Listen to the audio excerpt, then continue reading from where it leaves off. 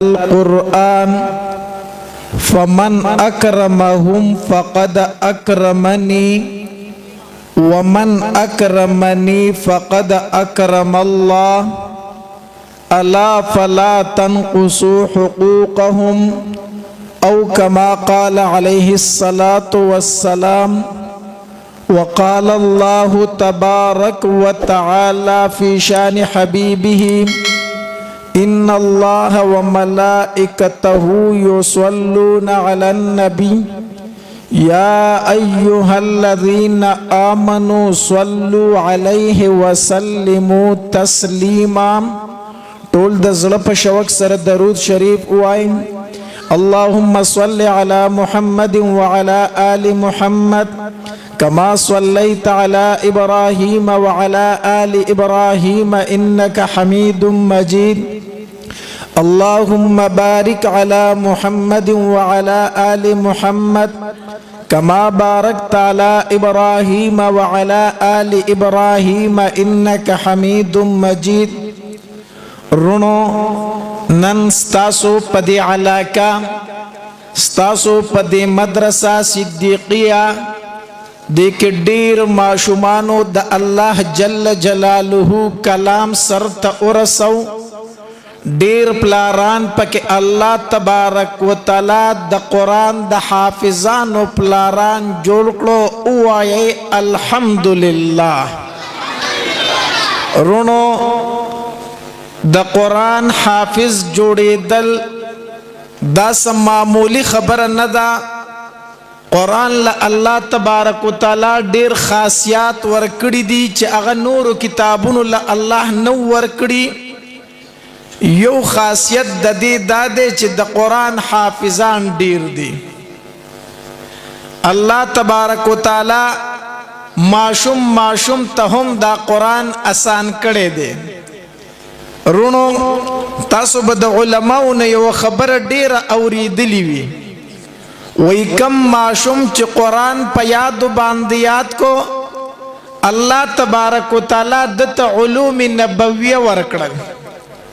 د دې خبرې مطلب او مقصد څه دی؟ مخکې چې څومره آسماني کتابونه الله دنیا ته رالیږلي دي د هغې حافظ به صرف د هغې زمانې پیغمبر و. د تورات حافظ صرف موسی علیہ الصلوۃ والسلام و. د انجیل حافظ صرف عیسی علیہ الصلوۃ والسلام و. د زبور حافظ صرف داود علیہ الصلوۃ والسلام و. د وخت پیغمبر بچ کله په لار باندې روان و نو خلق ورته ډیر په تعجب سره قتل وی وګورئ هغه انسان روان دی چې داغه پسینه کې آسماني کتاب پروت دی. وګوره د تورات حافظ روان دی. وګوره د انجیل حافظ روان دی. وګوره د زبور حافظ روان دی. خلق ورته ډیر په تعجب سره قتل. هو قربان د قرآن مجید نشم چې کله قرآن الله تبارک وتعالى نبی علیہ الصلوۃ والسلام ته ورکړو نو د وخت پیغمبر خو پرې دوا د وخت پیغمبر امتیان خو پرې دوا په امتیانو کې هغه ماشومان تر اوسه پورې چې بالغ شوي هم نه دي الله د قرآن حافظان جوړ کړو. الله د قرآن حافظان جوړ کړو. ته دې وجې نه علما لیکي کم ماشوم چې په یادو باندې قرآن یاد کو دته الله علوم نبویه ورکړل. مطلب دا دی چې کم کار به الله د انبیاو نه اخیستو هغه نن ستا د بچي نه واخیستو. ستا بچه الله حافظ قرآن جوړ کړو. پلارا موري نن ته په دې حافظ قرآن بچي باندې فخر کوي. ان شاء الله ستا په دې بچي باندې په میدان محشر کې نبی علیہ الصلوۃ والسلام فخر کوي.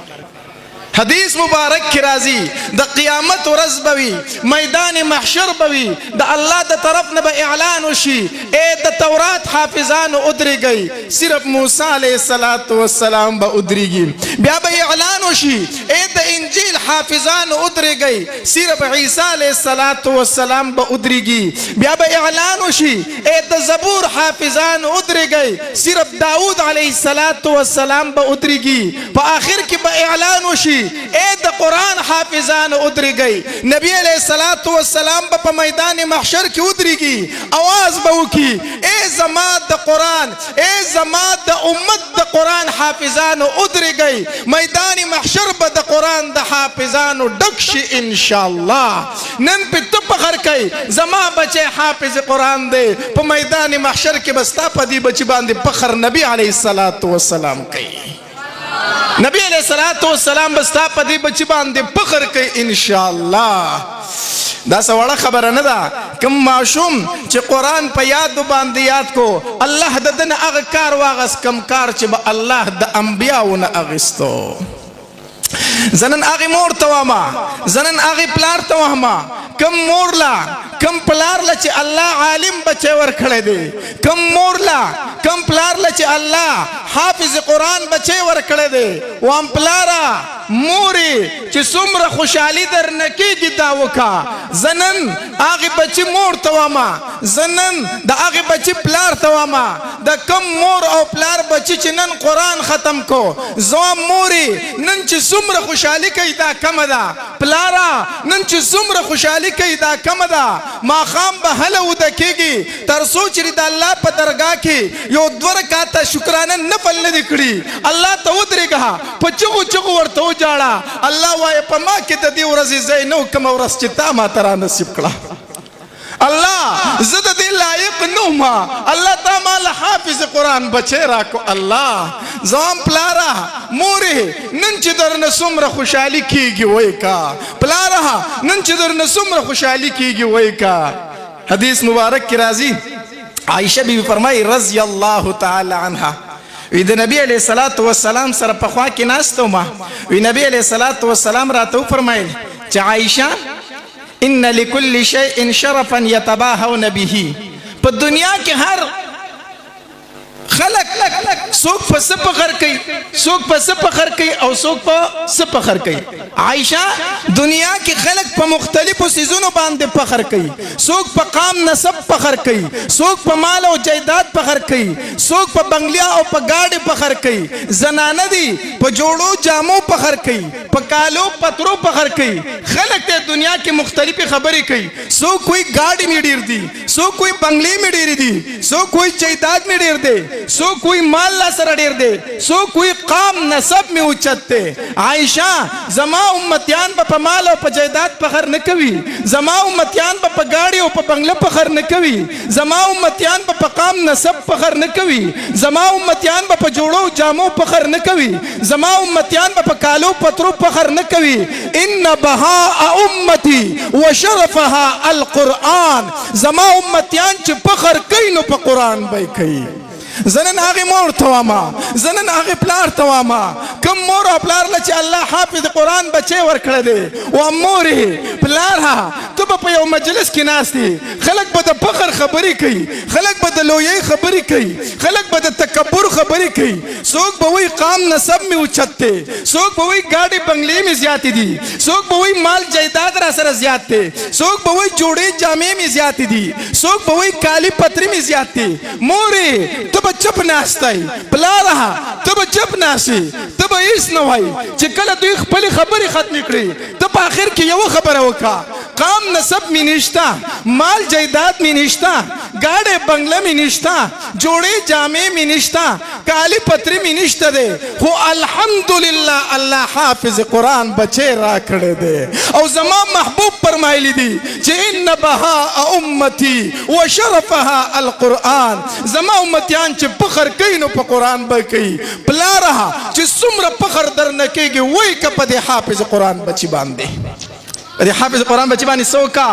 فخر وکا پلاره الله عالم بچي در کړی دی پلاره الله حافظ بچي در کړی دی د چا څه شي ته مزریږه مال خو الله نمرود لم ور کړو مال خو الله شیداد لم ور کړو مال خو الله قارون لم ور کړو مال الله هر چاله ور کوي حافظ قرآن بچي هغه چاله الله ور کوي چې په مقدس مکه الله نظر ور واچي په خپل بندګانو کې چې کوم انسان خوښ شغله حافظ قرآن بچي ور کوي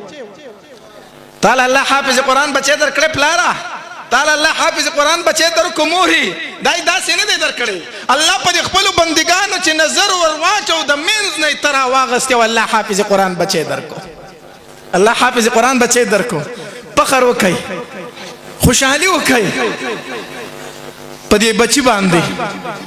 او دا مونږ چې نن په سکون او په آرام باندې ژوند تیرو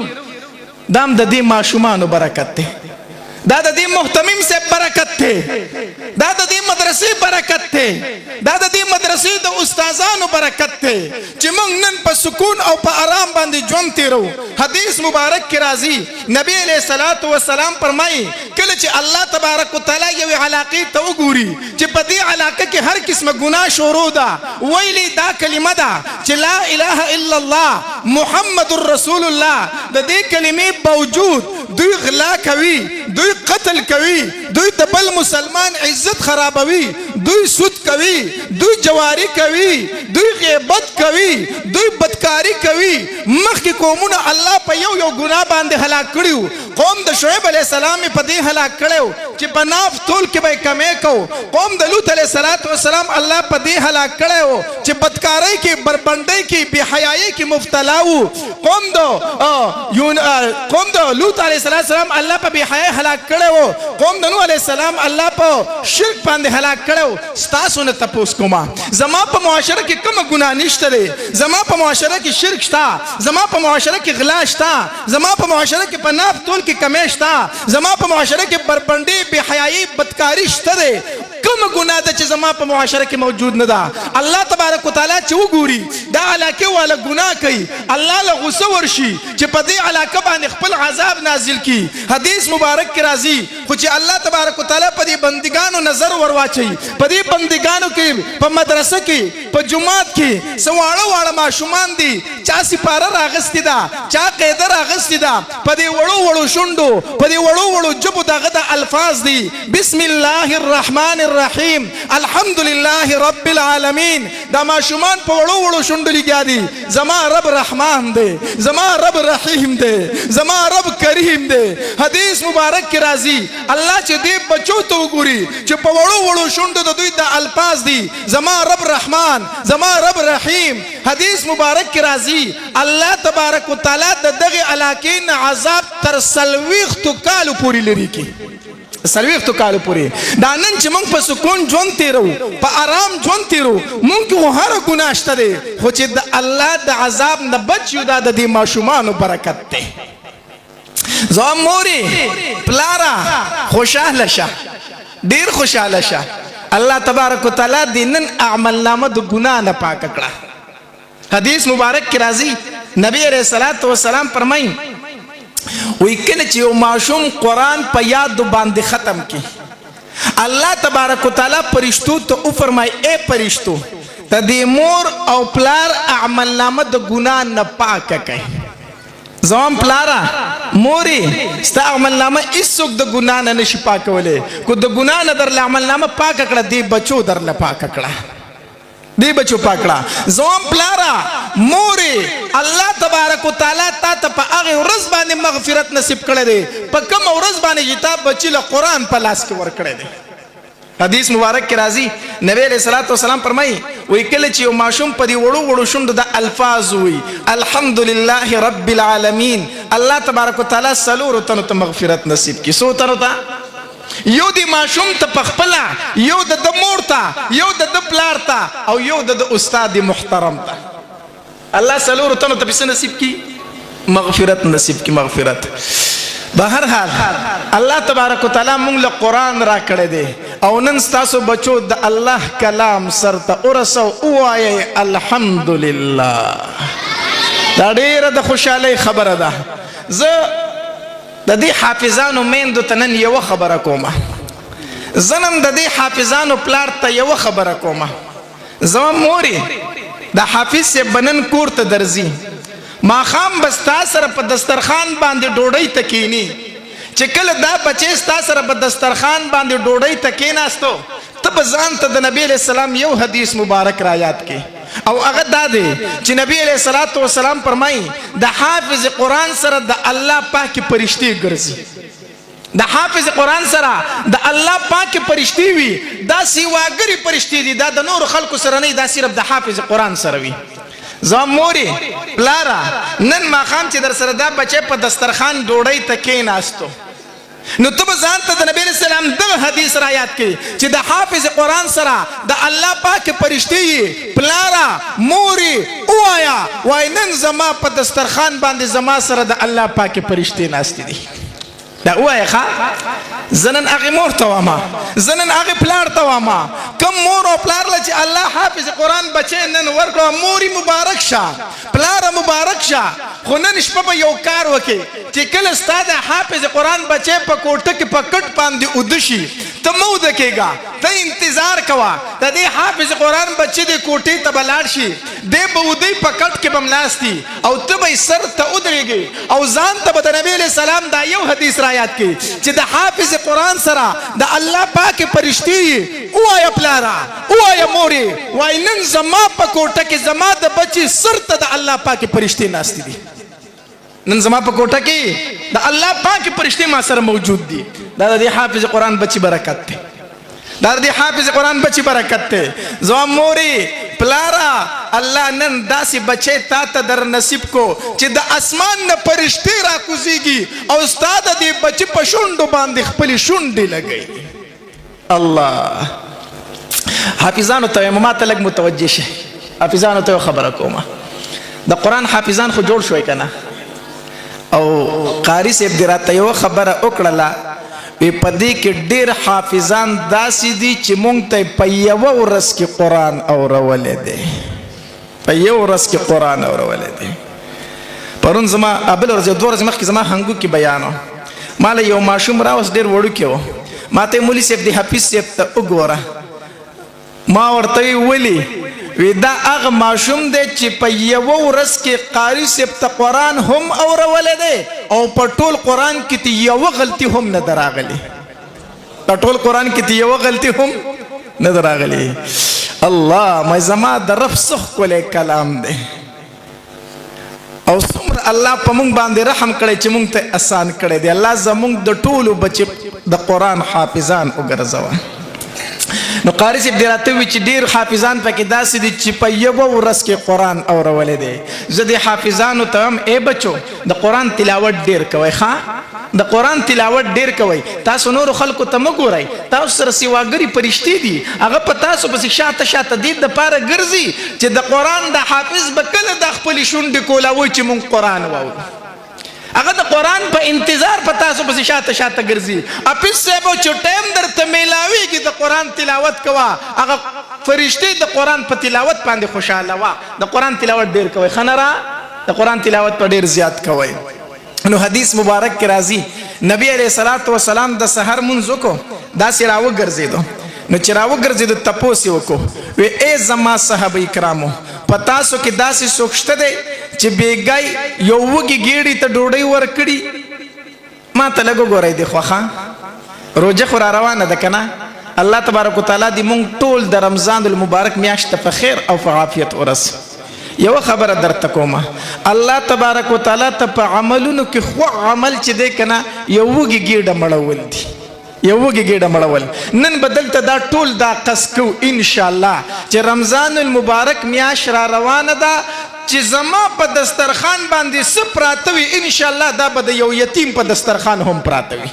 دا به قصد کوو که نه چې زما په دسترخوان څه پراته وي دا به د یوې کونډې په دسترخوان هم پراته وي زما په دسترخوان چې څه پراته وي دا به د یو مزدورکار او د دیاړمار په دسترخوان هم انشاءالله پراته وي داسې به کوو که نه کوو اسې نه چې یوه کونډه مور د خپلو یتیمانو بچو سره په دسترخوان کینی او په دسترخوان باندې وچه ډوډۍ او صرف اوبه پرتې وي او د روژه ماتې ټیم وي او الله ته سر اوچت کي او وجاړي چې الله دا روژه دې راوستله الله روژه ماتې دې راوستو نو زما د بچو نه به دې پلار نه اخیسته الله اسې نه چې زما ستا شکایت الله ته وکړي الله خلکو ته په دسترخوان باندې هر قسمه خوراک پروت دی خوراکونه یې نه خوښېږي الله زما یتیمان بچي زما سره په دسترخوان باندې وچې ډوډۍ ته ناست دي الله په دې چم ګاونډ کې د چا سره دومره احساس نشته چې ما له روژه ماتې راوړي زما خبره اورئ که نه اورئ اسې نه چې زما په ګاونډ کې یو کونډه پاتې کېږي، زما په ګاونډ کې یو یتیم پاتې کېږي،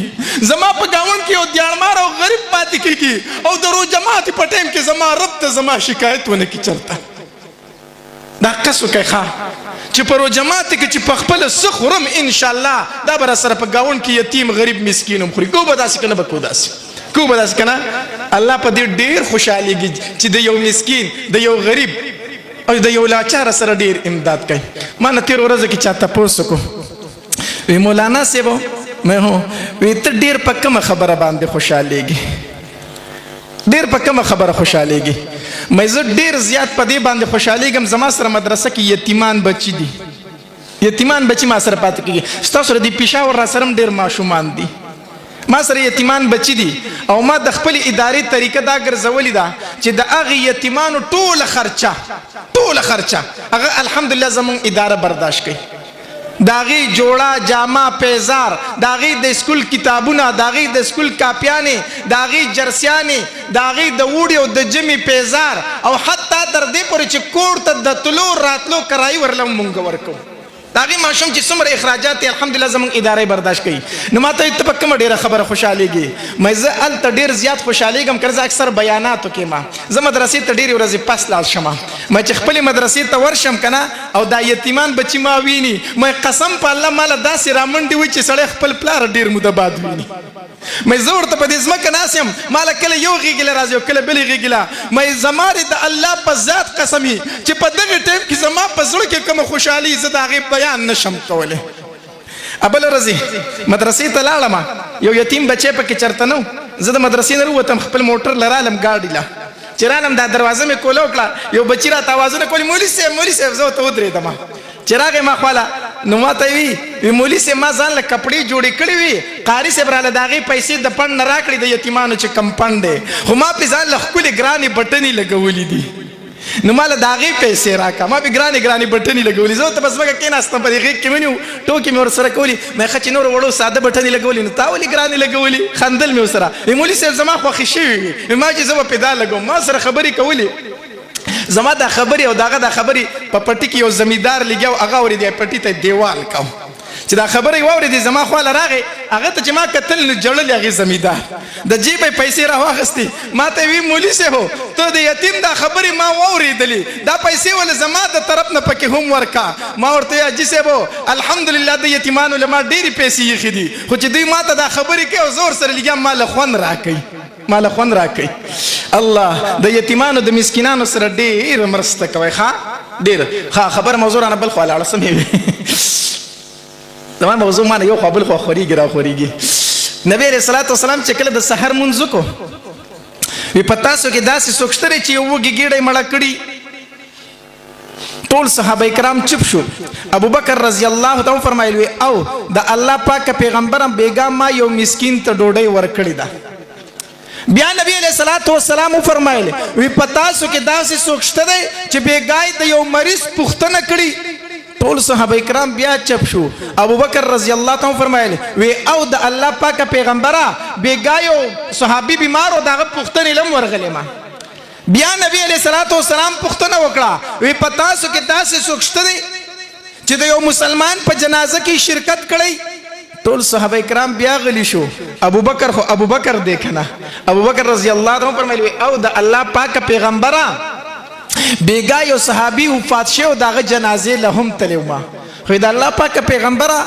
چې دا ټول کارونه مې وکړل کنه، دلته مې په یو مسکین ډوډۍ وخوروله، بیا یو صحابي بیمار او دغه پوښتنې لورلم، بیا یو صحابي وفات شو دغه جنازې لورلم. دا ټول کارونه چې مې وکړو او کور ته راتلم نو ټایم ډېر زیات ناوخته و. ما وی که اوس وده کېږي تهجد خو پاتې پاتې خو فرض مونځ به رانه پاتې شي. د الله پاک پیغمبره بیا مې قرآن راواغستو نو باقي شپه مې د قرآن په تلاوت تېره کړه، حتی تر دې پورې چې د مسجد نبوي نه د اذان اواز راغی حي علی الصلاة حي علی الفلاح الصلاة خیر من النوم. د الله پاک پیغمبره بیګانه شپه کې مې خوب نه دی کړی، بیا رالم او پتا پسې مې مونځ کو دغه ناست یمه. نبی علیہ الصلوۃ والسلام ورته فرمایلو ابو بکر خبره دا ده دا زکه په بیگانه شپه کې جبرئیل علیه السلام زما خواله سل پیری راغې او ما ته وی چې په ابوبکر می سلام وایا او بیا جبرئیل علیہ السلام زما خواله راغې ما ته وویل وی د الله پاک پیغمبره په بیگانه شپه کې می د ابوبکر په شونډو باندې د خپل شونډې سل پیری ایښي دي سل پیری خدي دا تا د قرآن تلاوت کو زکه جبرئیل علیہ السلام بار بار زما خواله راتو زوم نن موري پلارا ستا د بچی چم د قرآن تلاوت شروع کی د اسمان نه پرشتي را کوزيږي او د پښوند باندې خپل شونډ دي دا سي بچی درته الله در نصیب کو د الله تبارک وتعالى ډیر شکر ادا کوم او خوشاله پدی باندې شوم دلته کې اجي سي ناشته یو مرګ سره بل زما په خیال چې چرته لاړو دی راته ویلو چې اجي صاحب دی په دې عمر کې په ناظره باندې قرآن ختم کو وایي الحمدلله اجي صاحب یو خوشخبری درته کومه نن د سپینه پګړۍ والد او د قرآن د حافظانو سره ناستي ان شاء الله په میدان محشر کې هم د قرآن د حافظانو سره ان شاء الله څنګه چې نن وسره دلته مرګري ان شاء الله په میدان محشر کې به سره مرګري ان شاء الله په جنت کې به سره مرګري ان شاء الله دا ډیره د خوشاله خبره ده ډیره د خوشاله خبره ده حدیث مبارک کې راځي نبی علیہ الصلوۃ والسلام فرمایي وای کم انسان چې په ناظره باندې قرآن ختم کو او دا انسان مړ شو دیکھو الله بخله او بخله دی خو د برکت الله په مقبره کې پنځو نور مړو ته مغفرت نصیب کړي او شي کنه اس معمولی خبره نه ده په ناظره دی قرآن ختم کو الله خو تب بخله خو ستا د برکت نه الله پنځو نور مړو ته مغفرت نصیب کړي رونو د قرآن تلاوت ډیر زیات کوي ښا کم از کم د ورځې به څومره تلاوت کوو 200 آیتونه کم از کم څومره 200 آیتونه دا لږ چې تلاوت کوي دومره کوا چې ډیر کولی شي چې څومره کوا نو دا کوا او حافظ قرآن ته یو خبره کومه حافظ صاحب چې څوک درنه تپوس کوي چې ستا په جنت کې کومه درجه ده وایي څومره چې د قرآن آیتونه دي صحیح ده څومره چې د قرآن آیتونه دي دومره په جنت کې زما درجې دي ځکه حدیث مبارک کې راځي الله تبارک وتعالی به د حافظ قرآن ته وایي اے حافظ قرآن دا قرآن خو په مزه مزه باندې وایا په کلاره کلاره وایا او د جنت په درجو باندې ورخیجه سیدی دغه ستا اخري درجه ده او یو نصیحت حافظانو ته کوم ما ته وګوره حافظ سیو قرآن مو ختم کو کنه تراویح به کوي کنه زر زر تراویح به نه کوي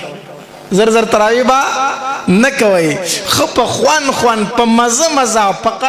قلاره تراویح کوي مال خدا سي ډیر خوان راکې یقین وکا چې په دې تراویح کې مخ ته قاری سي بولاړي او په دې خسته आवाज باندې لګي د قرآن تلاوت کوي یقین په الله کو بیا ز پستړی باندې پويګما یا نه پويګما خوان خدا سي کوي خو په قلاره په مزه د قرآن تلاوت چې کم قاری کوي پاغه پسې تراویح کوي ښا او کم قاری صاحب چې وي الحمدلله رب العالمین دې یو ریپټ لګولې کړي چې زبر زیر هغه پس تراویح غوړې ونه کوي هغه پس تراویح ونه کوي غوړې دا کم قاری صاحب چې په قرآن پس یو نه په زبر او نه په زیر او تنویر قاری صاحب چې تلاوت کو پس پوښي يعملون تعملون باندې په اخر کې پویدمه هي نور خو پس شي پوښي نه مچ صحیح وي صحیح ده کنه دا څه تراویح به نه کوي خو خسته دا زما د رب کلام دی دا چې څومره خکولې ویلې شي وایي ټیک تا نو ان شاء الله حافظانو ته چې ګورې زر زر تراویح به نه کوي خو خوند به ترې اخلئ او کوم مقتدي چې وایي زه دې ته نشم ودرېدی وایي د الله په امان کور ته ځه صحیح ده که نه او نو ښکلې تراویح به ان شاء الله کوئ او د قاري صاحب دې سره ودرېږئ په دې مدرسه کې چې څومره تعاون درز نه کېدی شي د قاري صاحب دې سره کوئ چې کله داسې پروګرامات وي په دې باندې ډېرې پیسې لګي ګورئ زموږ خپلې مدرسې شته موږ ته پته شته د قاري صاحب نه مې تپوس نه دی کړی د پیسو لاکه لګولي په دې باندې ډېرې پیسې لګي ښه په دې باندې په لکو روپۍ لګي نو مولوي صاحب ته چې داسې پروګرامات دي تاسو به ورته راشئ مولوي صاحب مونږ نه پوهېږو دا ستاسو د علماو خپل ترتیب دی خو مونږ ته حکم کوئ چې مونږ به پکې څه کوو تاسو خپل ترتیب وایې کوئ خو مونږ ته حکم کوئ چې مونږ به کوم خدمت کوو انشاءالله داسې به کوو که نه به کوو داسې به ټول کوو که نه الله تبارک وتعالی دا ختمونه په خپل دربار عالی کې قبول او منظور کړي واخر دعوانا ان الحمد لله رب العالمین